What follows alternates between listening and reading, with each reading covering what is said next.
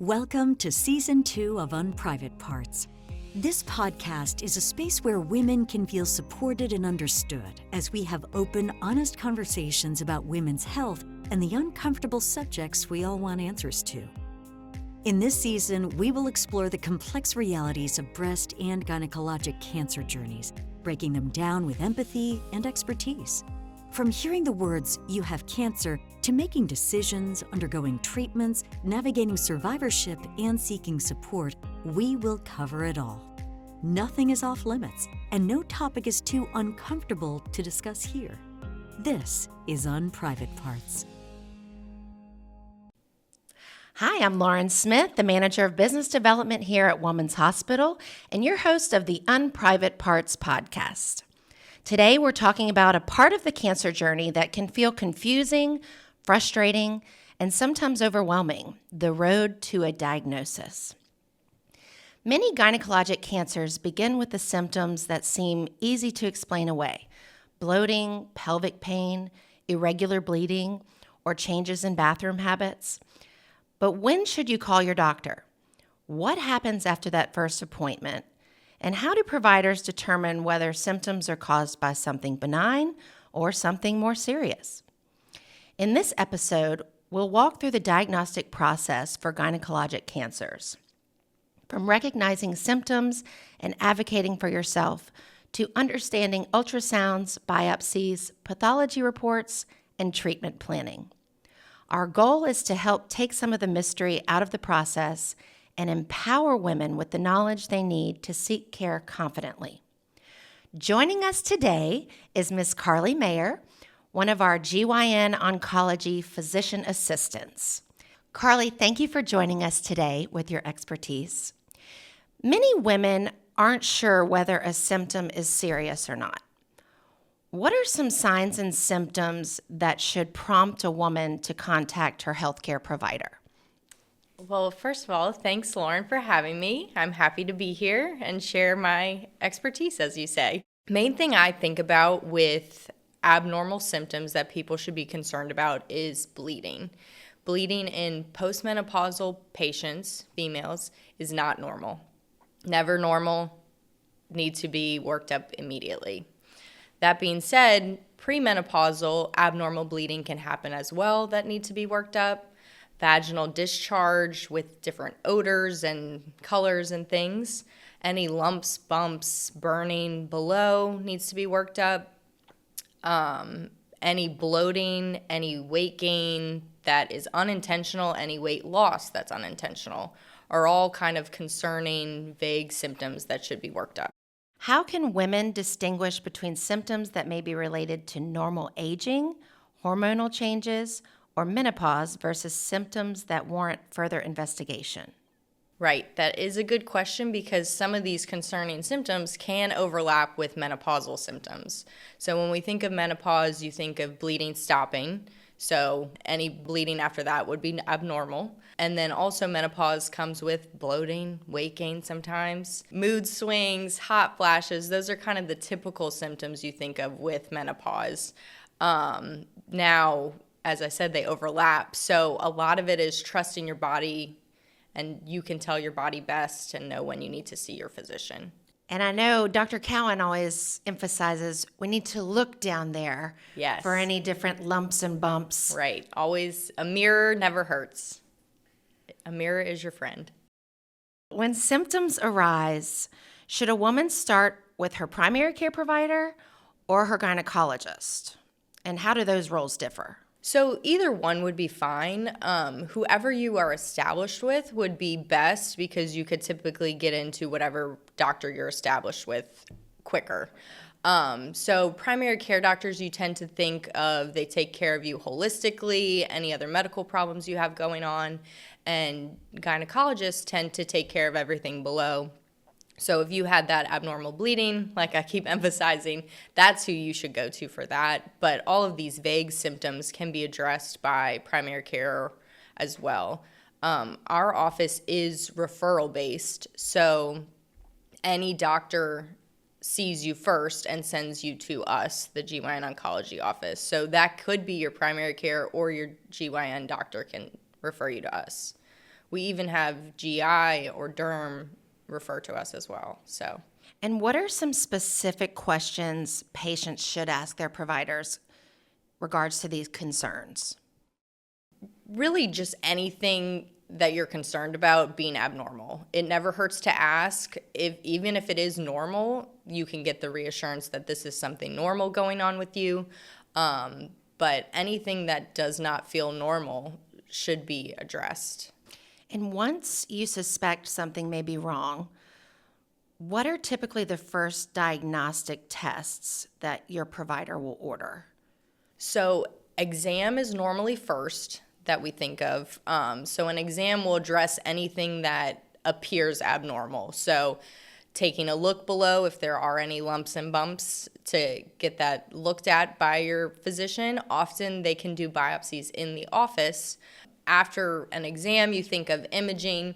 It kind of depends, again, what's going on. If you have that vague bloating, a lot of times we'll do a pelvic ultrasound first is kind of our go-to with any sort of mass in the pelvis, any abnormal bleeding, fibroids, things like that. The pelvic ultrasound is kind of the first line of imaging. And with the pelvic ultrasound, is that a vaginal wand, or is that like the ultrasound that you're used to, during pregnancy? Yes, it's typically both. They'll do the external ultrasound on the abdomen, and then they will do a transvaginal one. So we'll get a better view of the lining of the inside of your uterus and if any masses or anything is going on as well. So that tells us what an ultrasound can provide. What can't it tell us? So it tells us the lining of the uterus really well. Anything that's greater than 4 millimeters, that is abnormal. So that needs to be biopsied, warrants a DNC or a biopsy in the office to assess what's going on with that tissue. And usually is the biopsy same day, or is that another appointment to come back for? It depends on, in our office, we do them very frequently. So at that point, you've either had a diagnosis or you have some sort of abnormal bleeding that you end up with us. But we'll do that same day that you see us. Depending when you get that ultrasound, if offices function that you can get the ultrasound and biopsies in the same place, then that can occur at the same time. So beyond the ultrasounds, what other imaging studies might be used, like CT scans, MRIs, or PET scans? All of the above. Typically, we think of using a CT scan to get a better idea of the whole picture. We are often in cancer treatments, we're often doing a chest, abdomen, and pelvis to look at the whole body to see if there's any metastasis going on. So that means cancer spreading to any area of the body. So if there's a mass that's concerning for cancer, we often want to look at the whole body to see if there's anything concerning in the chest, if their bowel looks okay, if there's any obstruction or signs of cancer in the omentum, which is the fatty lining that we all have, that goes over our organs. It drapes over the bowels. So that kind of assesses the whole picture to see what we're looking at. And it gets us a better view of the mass and your uterus. How does the CT scan differ from the PET scan? So it's the same image. However, the PET scan lights up when then there's any concerning activity going on. So when cells are turning over, and specifically in cancer, they're highly turning over. So that those areas light up on a PET scan. What types of GYN cancers can these images detect? The images can detect things concerning for cancer. So we can't outright say that something's cancer unless we do a biopsy. That's how we get our definitive proof of cancer diagnosis. But images, the MRI, CT, PET, all lead us to concerns for cancer.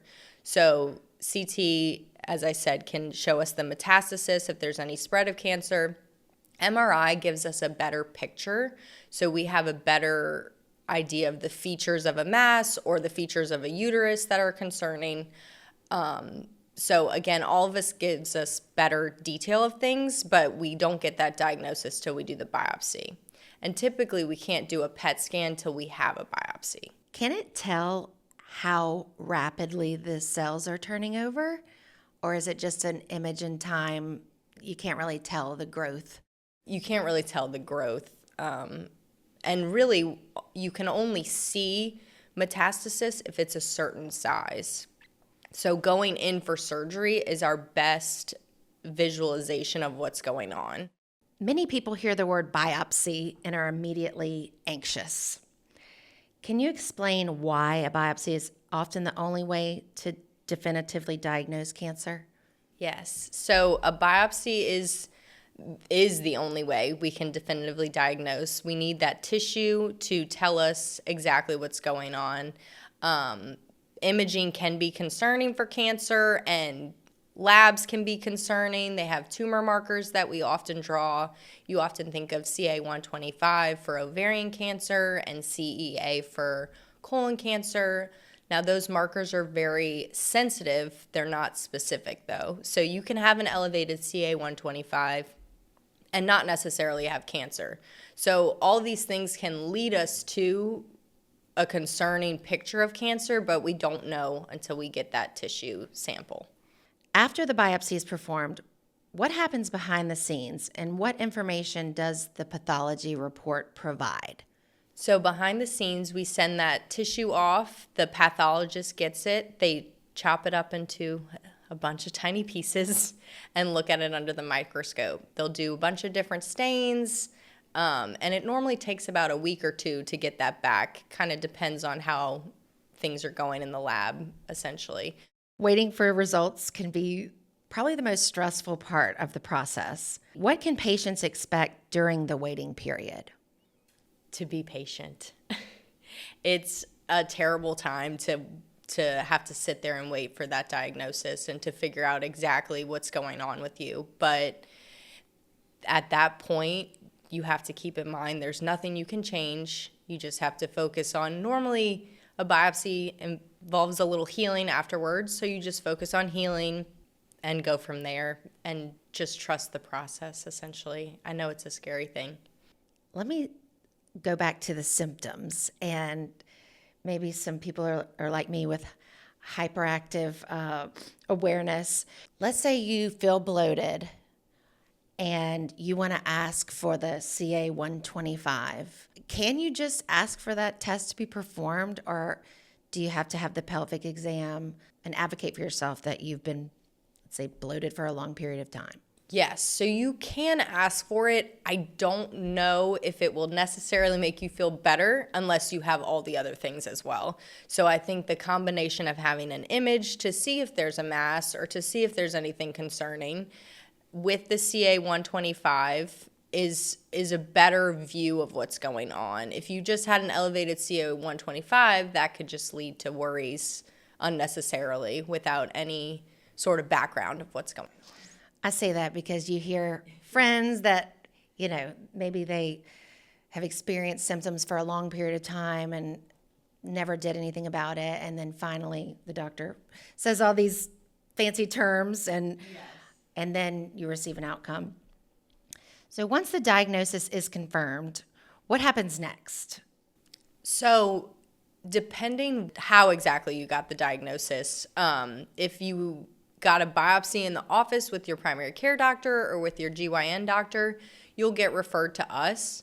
You will see us in the office and we'll kind of decide where to go from there. A lot of times the answer is either surgery, or if imaging is concerning for metastasis, so cancer has spread to multiple areas, we'll often get more tissue in a surgery, but it'll be a minor procedure of sorts. They'll do a diagnostic laparoscopy procedure. We'll take a camera, look in the belly, get some biopsies, and see where exactly all the cancer is.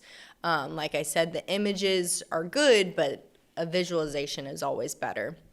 So if we get more tissue, we can send that off for genetic studies, and then from there we can decide if you need chemo or radiation first versus a big cancer procedure.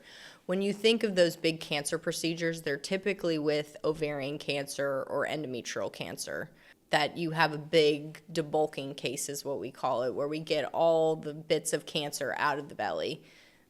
In the event it has metastasized, what's the first step of treatment? Is it surgery? What do you do when it's multiple places? Often if it's multiple places, we'll start with chemo. So you'll do about 3 cycles of chemo, do a new image at that point to see how things look, because we'll have an image prior. So we'll see if there's any improvement. If at that point things look better, you're often set up for that big debulking procedure where we get all the cancer out. So the goal is, if it's too far spread, chemo will shrink things first, then we'll go in and take it all out. Then you have typically another 3 cycles of chemo afterwards. How can women best advocate for themselves and ensure their concerns are being heard? You know your body best, so just trust your gut and bring all your concerns to your provider. It also helps to have a provider you trust. There's excellent ones at Women's Hospital if you need a GYN oncologist or a GYN doctor. But in all seriousness, if you have a provider you trust, you should be able to address any concerns you have. And no concern is too small. Address them all. For women listening who may be experiencing symptoms or are currently navigating the diagnostic process, what message do you want them to hear today? You are not alone. You have a whole team working behind the scenes for you. You have a support system, I hope, and heavily rely on whoever you have, and just trust the process. Thank you, Carly, for being here today with us and sharing your expertise. I know your patients love you, and we appreciate what you do. Receiving a cancer diagnosis is never easy, but understanding the process can help reduce some of the fear and uncertainty that comes with it. Whether you're experiencing symptoms, waiting for answers, or supporting someone you love through their diagnostic journey, remember that asking questions, advocating for yourself, and seeking care when something doesn't feel right are powerful steps. Thank you for joining us for this episode of Unprivate Parts. If you found today's conversation helpful, be sure to subscribe, leave a review, and share this episode with someone who may benefit from hearing it. We will see you next time. Thanks for joining us for this episode of Unprivate Parts. Don't forget to subscribe to our podcast so you never miss an episode. For more women's health tips and cancer-related content, follow Women's Hospital on Facebook and Instagram. If something you heard resonated with you, please share it with others. Thank you for listening.